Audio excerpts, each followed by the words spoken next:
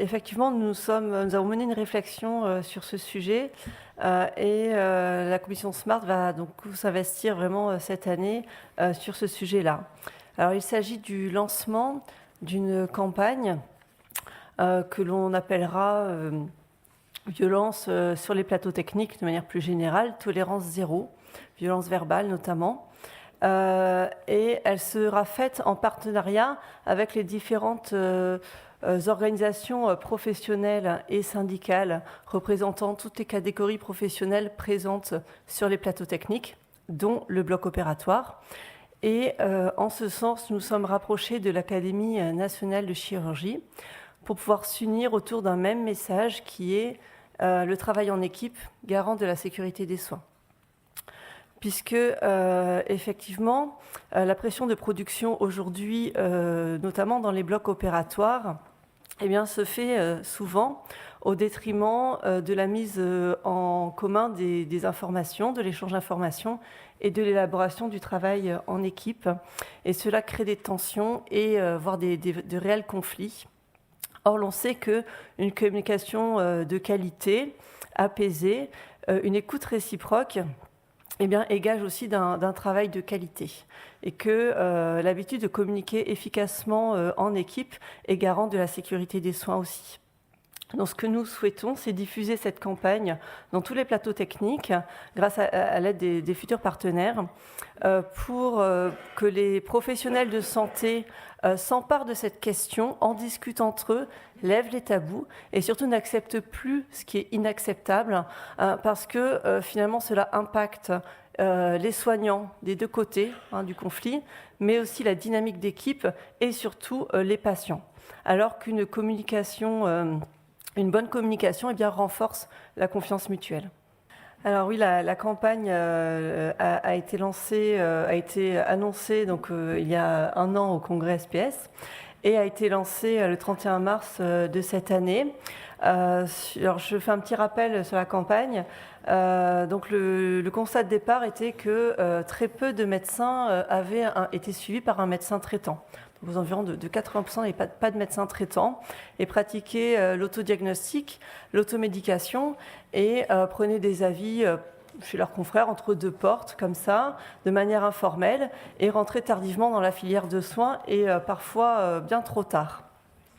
Et donc cette campagne s'inscrit donc dans la stratégie nationale de qualité de vie au travail et a pour objectif de favoriser le suivi personnel des médecins tout au long de leur carrière, mais aussi de valoriser le rôle et la place du médecin généraliste auprès de ses confrères, qu'ils soient spécialistes ou généralistes. Cette campagne consiste en la diffusion large de visuels qui sont librement téléchargeables et personnalisables et qui représentent le professionnel en début ou en fin de carrière, au milieu de sa carrière, et chaque mode aussi d'exercice. Voilà. Donc cette diffusion se fait grâce à 39 partenaires, dont le soutien décisif du ministère des Affaires sociales et de la Santé et du Conseil national de l'ordre des médecins, mais aussi les organisations professionnelles, les organisations syndicales, les mutuelles et les médias. Nous sommes rendus compte à l'occasion du congrès européen de l'EAPH de cette année, où la campagne a été récompensée, que cette problématique ne touchait pas seulement la France, mais vraiment toucher les autres pays, et les autres pays étaient vraiment intéressés par cette campagne. Donc cette campagne, suite à ça, a été traduite au mois de septembre en 23 langues. Donc les visuels téléchargeables ont été traduits en 23 langues et restent bien sûr personnalisables. Et ce que l'on voit, c'est que les pays s'en sont vraiment emparés. On voit les connexions sur les visuels traduits qui sont quand même très importantes. Depuis le mois de septembre, on a plus de 12 000. Et nous sommes aussi soutenus par la Fédération mondiale des sociétés d'anesthésie, qui regroupe 135 pays membres. Et plus près de nous, au niveau européen, et grâce au soutien du ministère, eh bien, la campagne a pu être présentée au Conseil des ministres européens le mois dernier. Voilà. Donc nous espérons que cela va permettre une diffusion encore plus large, puisque cette problématique est générale. Alors certains pays, notamment européens, je pense à la Bulgarie, eh bien, n'ont pas besoin de cette campagne, parce qu'ils nous montrent l'exemple. Pour pouvoir exercer, un médecin doit être suivi. Donc ça veut dire que l'on peut y arriver. Et outre, bien sûr, la portée large à l'international, c'est surtout, nous, ce qui nous intéresse, la diffusion auprès des médecins de terrain pour que vraiment ceux-ci prennent un médecin traitant.